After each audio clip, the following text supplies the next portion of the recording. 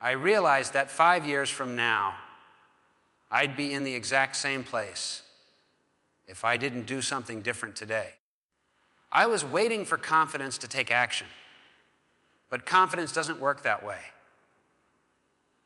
I realized that my insistence on having everything figured out was actually a form of reactivity. I was trying to sprint a marathon. Obstacles are not the universe telling you to stop. They're the universe giving you information. Every moment you delay is a moment you're reinforcing the old paradigm. You know what? I spent years waiting for the right moment, waiting for the perfect plan, waiting until I had more money, more time, more experience, more connections. I had this idea in my head that successful people had everything figured out before they started, that they had some secret blueprint, some magical formula that made everything fall into place. So I waited and waited, and while I was waiting, life kept moving forward without me. I'd wake up every morning with this fire inside me, this vision of who I could become, what I could achieve. But by the time I finished my coffee, that fire would dim. Because then the questions would flood in.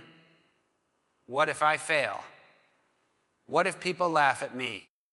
What if I invest everything and lose it all? What if I'm not ready? What if this isn't the right time? And those questions, they became my prison. They became the bars that kept me locked away from my own potential. Here's what nobody tells you about waiting for perfect conditions. They don't exist. They never have. They never will. You think the people who made it, who built empires, who changed their lives, you think they had it all figured out. You think they had perfect conditions. No, they were scared too. They had doubts too. They had 1,000 reasons to wait, just like you and me. But here's the difference. They moved anyway. I remember the exact moment everything shifted for me. I was sitting there, another day gone, another opportunity missed, another excuse made. And something inside me just snapped. I realized that 5 years from now, I'd be in the exact same place if I didn't do something different today. Not tomorrow, not next week, not when things felt right. Today, right then, in that moment, even though I didn't have all the answers, even though I was terrified, even though everything inside me screamed to wait just a little longer. So I made a decision. Not a perfect decision. Not a guaranteed decision. Just a decision. I committed. I said yes to moving forward, even though the path wasn't clear. I said yes to learning as I went, instead of learning before I went. I said yes to being a beginner, to being uncomfortable, to being scared out of my mind. And that one decision, that one moment of choosing action over analysis, that changed the trajectory of everything. Because here's the truth that will set you free. You don't need to see the whole staircase. You just need to take the first step. You don't need perfect conditions. You need the courage to create conditions through your action. Imperfect action beats perfect inaction every single time. Listen, for the longest time, I thought my problem was that I didn't know what to do. I thought I was stuck because I lacked clarity, because I didn't have the roadmap, because the path forward wasn't obvious enough. I'd tell myself, once I figure this out, then I'll move. Once I have clarity, then I'll act. And you know what happened? Nothing. Absolutely nothing. because I was looking at this whole thing backwards. Being confused isn't what stops you. Being stuck isn't what destroys your dreams. It's what you do while you're confused and stuck that determines everything. See, I was using confusion as a reason to stay still. I was using uncertainty as an excuse to play it safe. Every time an opportunity came up, every time there was a chance to step forward, that voice in my head would say, "But you're not sure yet. You don't have all the information. What if you choose wrong?" And I'd freeze. I'd retreat back into my comfort zone and tell myself I was being smart, being careful, being strategic. But here's what I finally understood. That fear, that hesitation, that need for absolute certainty before making a move. That's what was actually keeping me trapped. I wasn't stuck because the path was unclear. I was stuck because I was too afraid to walk on an unclear path. And there's a massive difference between those two things. The breakthrough came when I realized that every single person who's ever achieved anything significant did so while being confused. They didn't wait for some magical moment of perfect clarity. They moved forward with doubt. They made decisions without knowing if they were right. They took steps into the unknown because they understood something I didn't. They understood that clarity doesn't come from thinking. It comes from doing. You can sit in your room for 10 years trying to figure out the perfect business idea, and you'll still be confused. But you start something, anything, you get in the game, you take action, even when you're unsure, and suddenly things start to make sense. Doors open, opportunities appear. The fog lifts, not because you thought your way through it, but because you moved through it. I was waiting for confidence to take action, but confidence doesn't work that way. Confidence is built through action. You don't feel ready and then do the thing. You do the thing, and then you feel ready for the next thing. Every expert you admire, every successful person you look up to, they all started confused. They all started unsure. The only difference is they refused to let confusion be their stopping point. So when I stopped making decisions based on whether I felt certain and started making decisions based on whether I felt called, everything shifted. When I stopped waiting to feel ready and started being willing to figure it out along the way, that's when momentum built. That's when progress happened. Not because I suddenly had all the answers, but because I finally accepted that I didn't need them to begin. You know, I spent so much of my life operating under a fundamental misunderstanding about what success really meant. I thought success was about having the answers. I thought it was about knowing the destination before you started the journey. I thought effective people, successful people, people who were making a real difference in the world, they had somehow figured it all out before they began, and that belief, that paradigm, it kept me from realizing my own potential for far too long. I would look at my life and see all the areas where I wanted to grow, all the contributions I wanted to make, all the changes I wanted to create. But then I'd be paralyzed by this need to have a perfect plan. I'd think I need to know exactly how this is going to unfold. I need to guarantee the outcome before I invest the effort.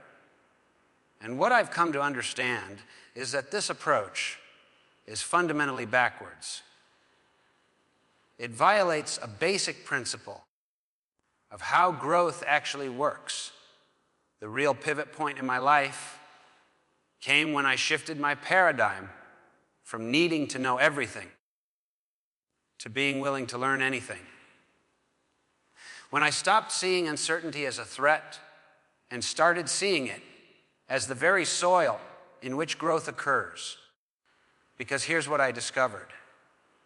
The people who are truly effective, who create lasting change, who build meaningful lives, they're not operating from a place of having all the answers. They're operating from a place of principles. They understand that you don't need to see the entire staircase to take the first step. As someone once wisely said, they understand that life is not about prediction and control, but about preparation and adaptation.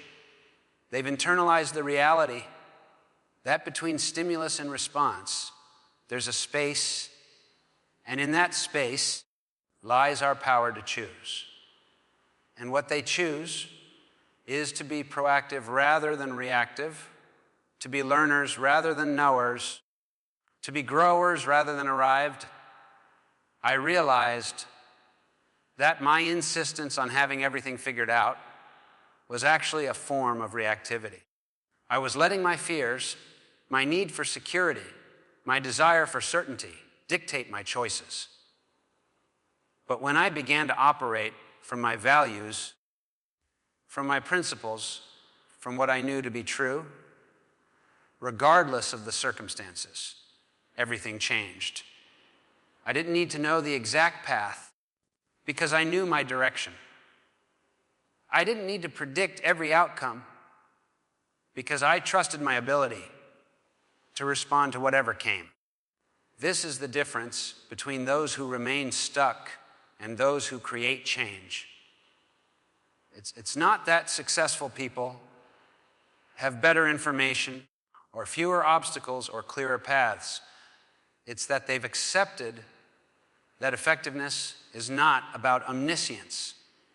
It's about being principle-centered in the midst of uncertainty. It's about beginning with the end in mind while being flexible about the means. It's about understanding that character, competence, and commitment will carry you through complexity far better than any perfect plan ever could. I want to share something with you that fundamentally transformed my life, and I believe it can transform yours as well. For years, I was caught in this cycle of starting and stopping, of tremendous bursts of effort, followed by long periods of inactivity. I'd get inspired, you see. I'd attend a seminar, or read a book, or have a powerful conversation, and I'd feel this surge of motivation, and I'd throw myself into change with everything I had.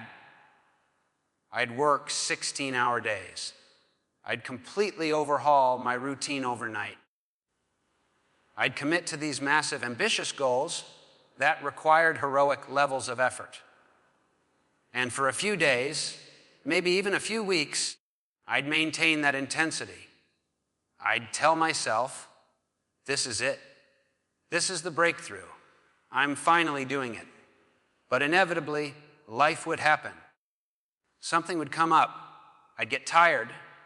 The initial excitement would fade. And then I'd crash. I'd go from 100 miles an hour to 0. And when I'd try to restart, the resistance would be even greater. Because now, I had the weight of failure on my shoulders. What I came to understand through years of both success and struggle is that I had completely misunderstood the nature of effectiveness. I was focused on intensity when I should have been focused on consistency. I was trying to sprint a marathon. I was operating under the assumption That change required massive, dramatic action, when in reality, sustainable change requires something entirely different. It requires steady, persistent, principle-centered effort over time. The pivot happened when I stopped asking myself, what's the most I can do right now? And started asking, what can I do consistently over the long term? When I stopped trying to be perfect and started trying to be persistent, when I stopped measuring my worth by how much I could accomplish in a day and started measuring it by whether I was moving in the right direction day after day, regardless of the pace. This is what I discovered. Small, consistent actions aligned with your principles will always outperform sporadic bursts of perfection-driven intensity. Always. It's not the dramatic gesture that changes your life. It's the daily deposit. It's not the New Year's resolution where you commit to everything at once. It's the simple commitment to one or two key behaviors that you protect and nurture every single day. I learned to think in terms of systems rather than goals, in terms of habits rather than outcomes, in terms of who I was becoming through my daily choices rather than what I was achieving through my occasional heroics. And this shift, this fundamental reorientation from seeking intensity to building consistency, from pursuing perfection to practicing progress, this is what finally broke the cycle that had kept me stuck for so long. Because here's the truth that our culture doesn't always want to hear. Lasting change isn't sexy. It isn't dramatic. It doesn't make for great before and after photos. What it is daily. It's showing up when you don't feel like it. It's doing the work when nobody's watching. I need to share with you a fundamental shift in perspective that changed everything for me, and I believe it can change everything for you as well. For the longest time, I lived with this deep fear of failure. Now, I didn't always recognize it as fear. I disguised it. I called it being careful, being prudent, being realistic. But underneath all those reasonable sounding justifications was a simple, paralyzing fear that if I tried and failed, it would mean something terrible about me as a person. So I approached obstacles in my life as threats. When something didn't work out the way I planned, when I encountered resistance, when I made a mistake, I would interpret it as evidence that I was on the wrong path, that I wasn't capable, that maybe I should just quit while I was ahead. I saw roadblocks as stop signs. I saw setbacks as verdicts. I saw failure as final. And this interpretation, this paradigm, kept me small. It kept me safe, perhaps, but it also kept me stuck. The transformation began when I started to understand a principle that seems simple, but is profoundly powerful. Obstacles are not the universe telling you to stop. They're the universe giving you information. They're feedback. They're data points. They're teachers showing you what works and what doesn't, what needs adjustment, what requires a different approach. When I started seeing challenges through this lens, everything shifted.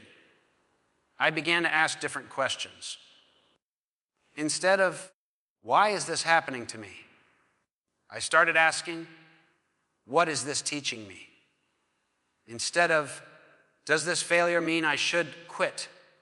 I started asking, what does this failure reveal about what I need to learn or adjust?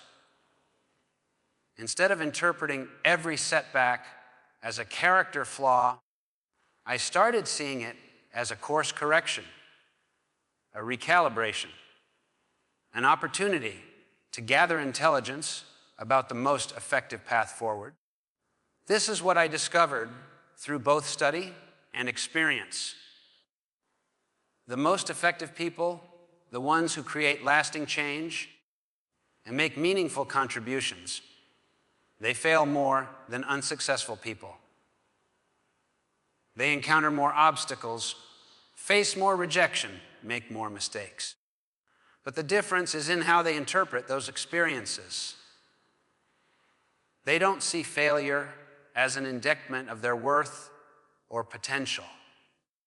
They see it as an inevitable part of the growth process. They understand that you cannot learn to walk without falling. You cannot build strength without resistance.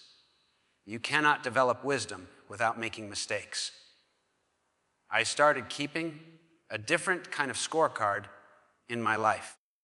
Instead of measuring success by how many times I got it right on the first try, I measured it by how quickly I learned from getting it wrong. Instead of celebrating only victories, I celebrated the courage to attempt. Instead of hiding my failures, I studied them, extracted the lessons, and applied them going forward. And what happened was remarkable. The failures didn't stop. The obstacles didn't disappear. But my relationship to them completely transformed. And with that transformation came a freedom I had never experienced before. Let me be very direct with you about something. Everything I've shared with you, every principle, every insight, every lesson, I've learned through years of struggle and growth. None of it matters unless you do something with it. None of it. You can nod your head in agreement. You can feel inspired. You can think, yes, this is exactly what I needed to hear. But if you walk away from this moment and return to the same patterns, the same habits, the same comfortable routines that brought you to where you are today, then nothing will change. And that's not my failure. That's yours. I say this not to be harsh, but because I care about your potential. I care about the contributions you could make, the life you could build, the person you could become.